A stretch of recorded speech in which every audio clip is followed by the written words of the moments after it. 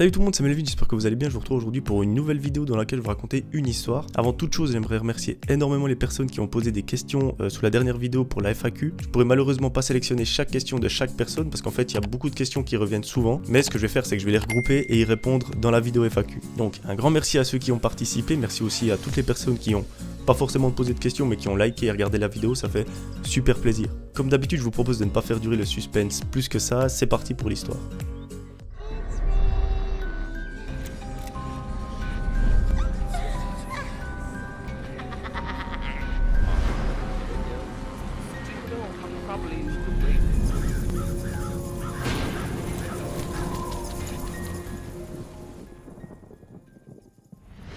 Aujourd'hui, mes amis, c'est l'histoire de Katia. Katia, elle habite aux États-Unis, contrairement aux autres histoires, ça se passe pas en France, ça se passe aux États-Unis, et elle étudie le droit à l'université. Elle a des horaires plutôt bien aménagés, ça lui permet de travailler un petit peu à côté, donc ce qu'elle fait, c'est qu'elle a trouvé en fait un job d'étudiant dans une station-service. Katia nous explique ses horaires, en principe elle finit assez tôt la journée, elle finit vers 4h, 4h30 l'après-midi, et elle a le vendredi de congé. Donc ça lui permet potentiellement de travailler le jeudi soir dans la station-service. Un soir d'hiver, on est au mois de décembre à ce moment-là, comme dans toutes les vidéos j'ai envie de dire, elle travaille à la station. Il est presque 1h du matin, il fait totalement nuit, elle voit rien du tout, et c'est assez calme. Déjà elle nous explique un peu le contexte de la chose, c'est qu'en fait elle travaille dans une station-service qui est pas la plus rassurante, elle est presque glauque, en fait elle est au bord de la route, il n'y a pas beaucoup de passages, enfin... C'est pas la station-service qui est très prisée non plus, où il y a vraiment 50 personnes à la seconde. C'est une station tranquille, un peu glauque, en plus à côté il y a un lampadaire qui scintille comme ça, enfin c'est typiquement l'endroit pour avoir une histoire d'horreur.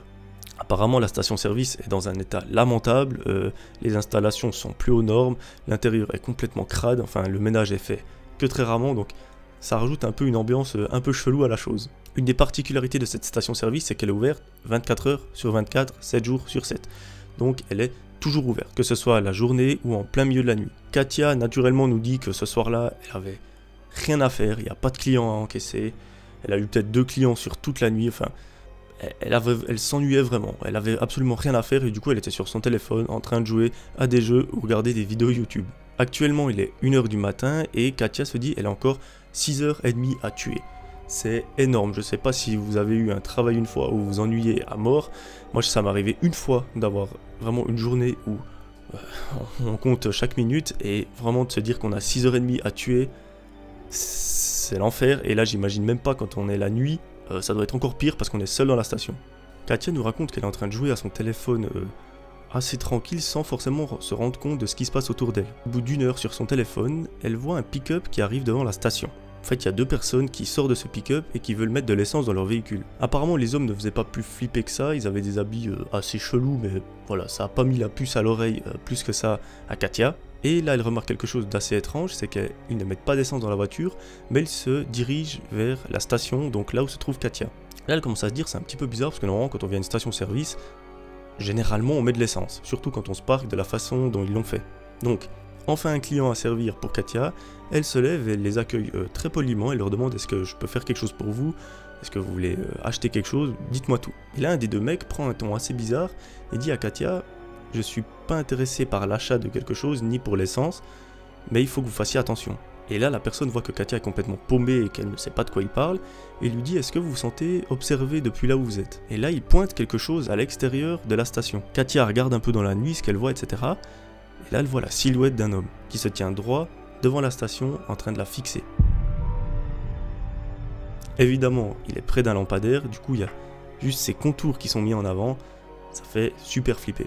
Les 2 hommes expliquent à Katia que en fait ils sont déjà passés sur cette route il y a 45 minutes et qu'ils ont failli shooter cet homme. En fait apparemment il était au milieu de la route, fixe comme un poteau, enfin droit comme un poteau à ne pas bouger, et qu'ils ont failli justement faire un accident à cause de lui. Et donc ce qu'ils ont fait c'est qu'ils ont vu qu'il était vraiment presque dans un état second, il était vraiment tellement bizarre qu'ils ont décidé de faire un très long tour et de revenir 45 minutes plus tard pour voir si la personne était toujours là. Et c'est justement ces 45 minutes, donc là ils sont à 45 minutes et ils ont vu cette personne devant la station essence où se trouve Katia. Katia commence un peu à bader, elle se dit est-ce que ce mec m'a observé pendant 45 minutes? Parce que moi je l'ai pas du tout remarqué.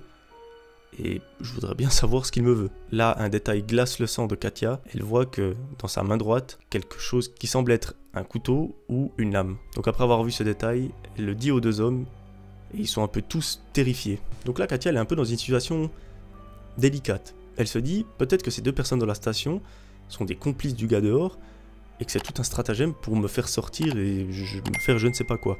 Donc là, elle se dit, j'ai pas d'autre choix que de faire confiance aux deux personnes qui sont dans la station. Je vais appeler la police, je vais leur expliquer qu'il y a une personne avec un couteau qui m'attend dehors. Pendant ce temps, je verrouille les portes et on verra ce qui se passe. Parce que du coup, je verrouille les portes. Si les deux personnes sont des complices et qu'ils veulent me faire du mal, c'est un terrain de jeu pour eux. Il y a les portes qui sont verrouillées, il peut arriver n'importe quoi. Donc finalement, je mise tout sur la chance. Donc ce qu'elle fait, c'est qu'elle appelle la police, elle leur explique la situation et ils disent voilà, une patrouille va arriver, restez en sécurité. Là, elle explique aux deux hommes que la police va arriver et les deux hommes disent ok, nous ce qu'on va faire c'est qu'on va partir parce qu'il faut qu'on rentre, mais on va quand même essayer de sortir de la boutique, donc de la station, pour voir si la personne nous attend nous ou vous. Donc en gros, si on sort de la station, qu'il ne se passe rien, c'est que la personne est probablement là pour vous, si elle nous attaque, c'est qu'elle est là pour nous. Donc on va sortir et vous regardez bien ce qui se passe. Donc à ce moment-là, les deux hommes sortent de la station, vont dans leur pick-up et partent. Il ne se passe rien du tout, la personne reste fixe avec un couteau au milieu du parking. Par déduction, la personne est bien là pour Katia, mais pas pour les deux hommes. À ce moment-là, Katia va vivre quelque chose de terrifiant.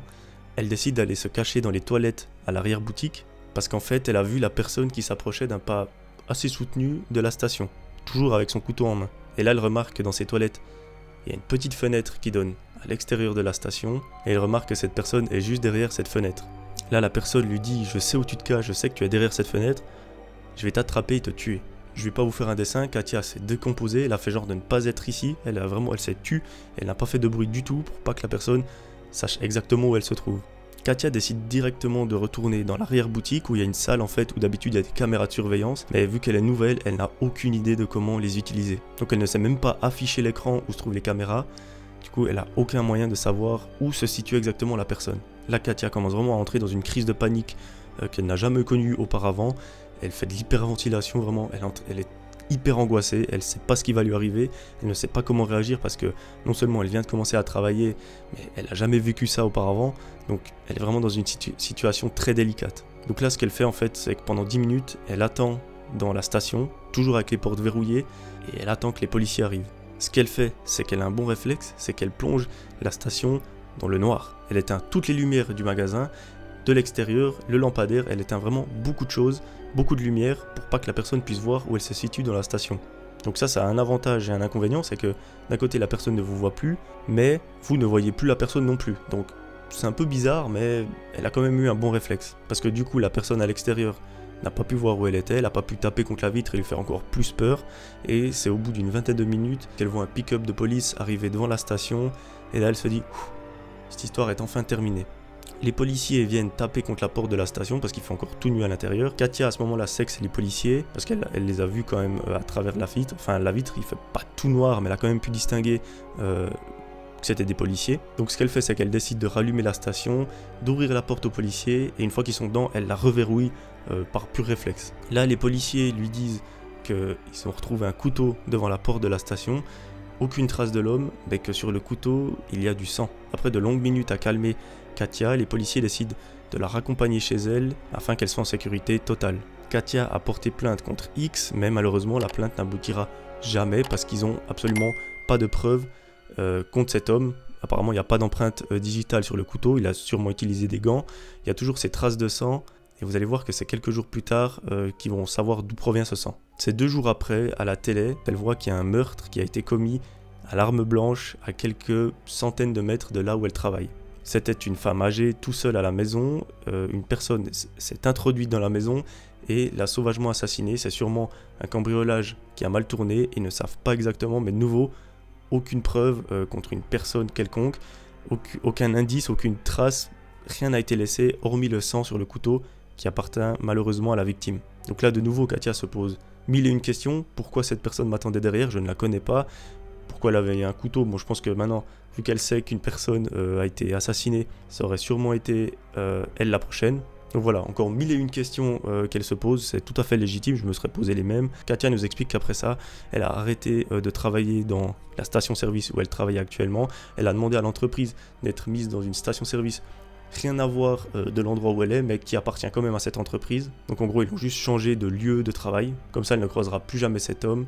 Elle n'a malheureusement pas pu donner plus d'indices que ça aux policiers parce qu'elle n'a pas pu distinguer son visage. Elle a juste pu donner l'apparence de la personne en général, mais ça n'a servi à rien. De même que les caméras de surveillance, elles fonctionnaient à ce moment-là, mais la personne était tellement dans l'ombre, tellement habillée d'une façon sombre et tout, qu'ils n'ont absolument rien pu faire de ces images. Voilà, c'est la fin de cette vidéo, j'espère qu'elle vous aura plu. Dites-moi ce que vous en avez pensé dans les commentaires, ça m'a fait super plaisir de vous la raconter. Moi je vous retrouve normalement samedi pour une prochaine vidéo. D'ici là, portez-vous bien, c'était Melvin, ciao ciao.